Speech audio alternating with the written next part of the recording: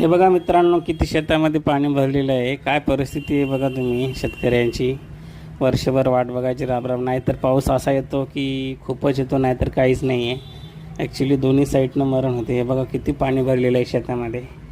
काय अपेक्षा ठेवणार आहे? हे सगळं हळद वगैरे सोयाबीन हे सगळे याच्या पाण्यामध्ये गेलेली आहे. आणि वेळेवर काय पंचनामा वगैरे काय होत नाही आणि त्यांना जे पाहिजे मोबदला काय रिटर्न भेटत नाही आहे. हे बघ किती मोठं पाणी असं शेतामध्ये घुसलेलं आहे. जिकडे तिकडे नदीचं स्वरूप आलेलं आहे, तलावाचं स्वरूप आलेलं आहे पाण्यांना. किती भयानक परिस्थिती आहे. खरंच खूप वाईट आहे. एवढं आपण बोलतो, खरंच पाहिजे तसं शेतकऱ्यांचं नाही आहे. आणि एवढी मेहनत केल्याच्या नंतर पण शेतकरी सहन करते आणि त्यांना भाव पण भेटत नाही आहे. एवढी हे बघा किती पाणी भरलेलं आहे. रोडवरून पाणी वाहून, शेतामधून सर्व पाणी वाहून दुसरीकडे चाललेलं आहे. हे बघा किती पाणी आहे.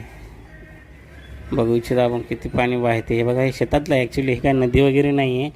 बघण्यासारखं आहे. तुम्हाला वाटत असेल नदी आहे, पण ही नदी वगैरे तलाव नाही आहे. तर हे लोकांचं शेत आहे आणि ते शेतामध्ये पीक असताना एवढं पाणी वाहिलं आहे. तर काय शेती करणार? शेतकरी बनून हातभार होते. एवढी मेहनत घेऊन आपण एवढा खर्च करून जर हे असलं होत असेल तर काय उपयोग नाही आहे मित्रांनो. तर लवकर शासनाने याच्याकडे लक्ष द्यावे ही विनंती.